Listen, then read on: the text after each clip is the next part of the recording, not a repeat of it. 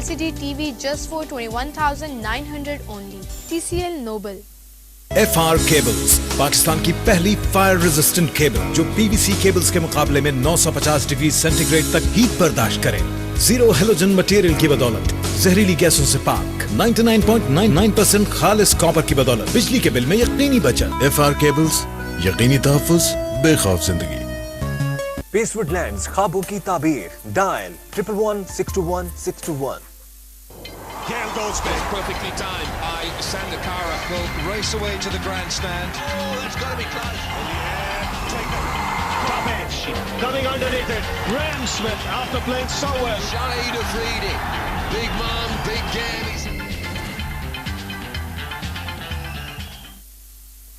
Welcome back खवातीन आजाद, एक दफा फिर खुश आमदीद कहते हैं आपको। वर्ल्ड कप 2011 विद इंजमामुल हक आप देख रहे हैं वैल्यू टीवी पर, और कनाडा और पाकिस्तान के जो मैच हुआ है उस पर फाइनल एनालिसिस इस वक्त चल रहा है।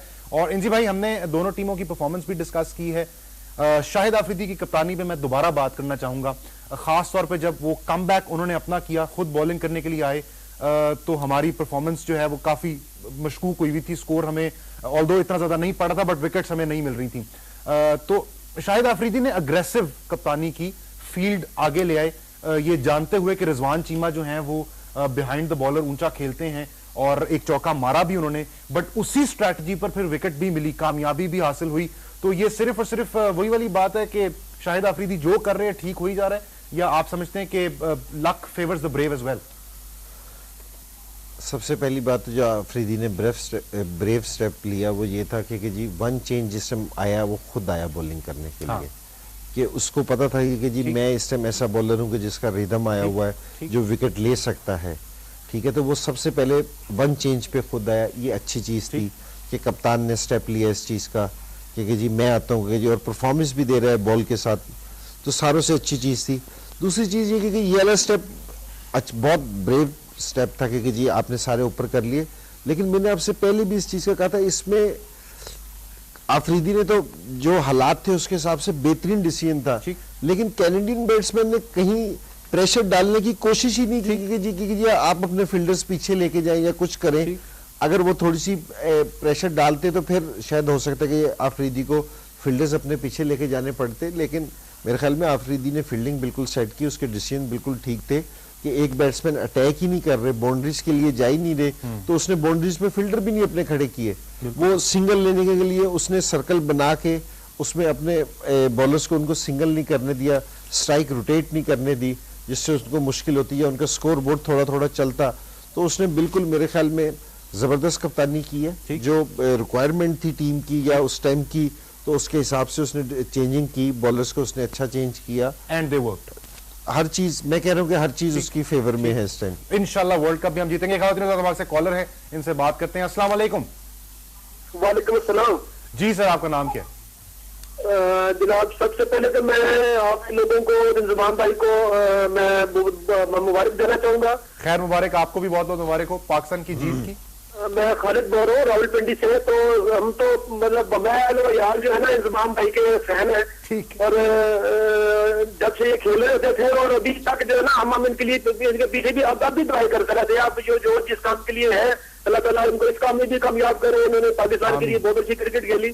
तो आज जो थोड़ा सा हमारे इस मैच के मतलब था, जी पूछिए। कि ये जो मतलब आप देखें कि ये आज तो चले हमने रिकवरी कर ली, तो क्या आप समझते हैं कि अगर हम न्यूजीलैंड या आगे ऑस्ट्रेलिया जो है हमारा जो चलता है, इस सिलसिले में भी क्या तरीके हमारी है कि हम अपने बॉलिंग पे इस तरह की रिकवरी उनको कर सकेंगे? ठीक ठीक, इस पे भी बात करते हैं जी। बहुत शुक्रिया कॉल करने का, थैंक यू वेरी मच, अल्लाह हाफिज।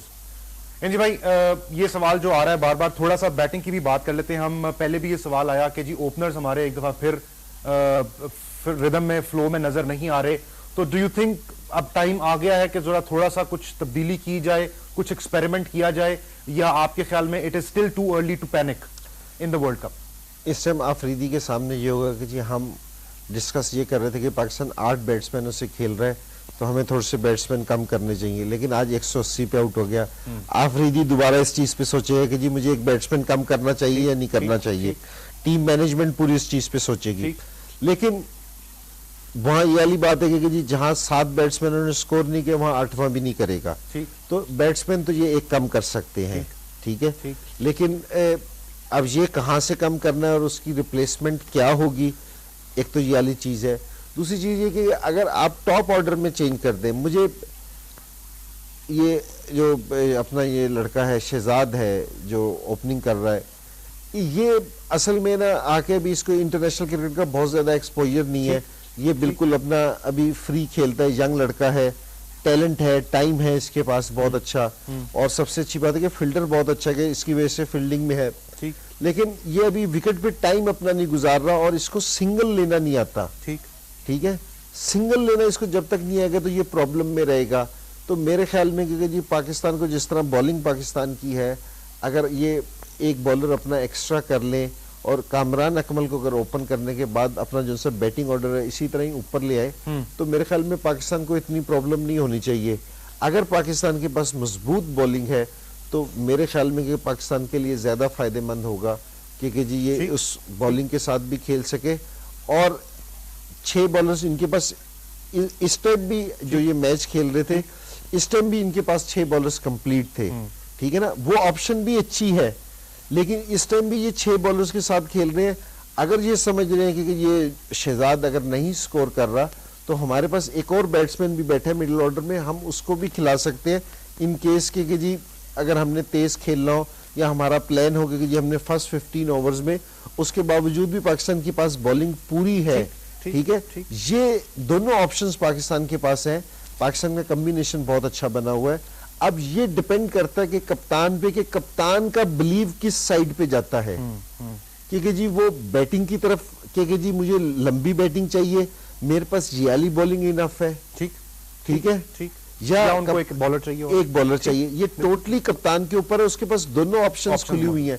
लेकिन अगर ये अपने अहमद शहजाद जो ओपनर है, अगर ये रन्स नहीं करेंगे तो मेरे ख्याल में आफरीदी इज अबाउट टाइम कि आफरीदी भी सोच रहे होंगे, टीम मैनेजमेंट भी सोच रही होगी, टीम का जो सा थिंक टैंक है वो भी अब ये चीज सोच रहा होगा कि जी हमें कोई इस बैटिंग एक्सपेरिमेंट करना, और वो सिर्फ इसलिए कि पहले 2 मैचों में ना पाकिस्तान टीम ने स्कोर लंबा कर लिया, आपने शायद इस तरफ नहीं सोचा, हम लोग इस तरफ नहीं सोच सके बैटिंग की तरफ।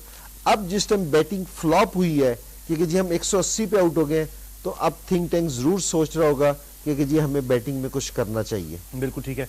ख़वातीन हज़रात, सेशन हमारा खत्म होने जा रहा है। इससे पहले कि हम इस सेशन को खत्म करें, आपको पॉइंट्स टेबल दिखा दें। पाकिस्तान ने आज का मैच कनाडा के खिलाफ जीत लिया है, तो ग्रुप ए जिसमें हम भी हैं, उसके पॉइंट्स टेबल को जरा देखते हैं। Pakistan is on top at the moment, 6 points 3 मैचों में हमने हासिल किए हैं। श्रीलंका ऑस्ट्रेलिया ने 2 मैचेस में 2-2 मैचेस, श्रीलंका ने 3 मैचेस खेले, ऑस्ट्रेलिया ने 2 मैचेस खेले, दोनों के 4-4 पॉइंट्स हैं।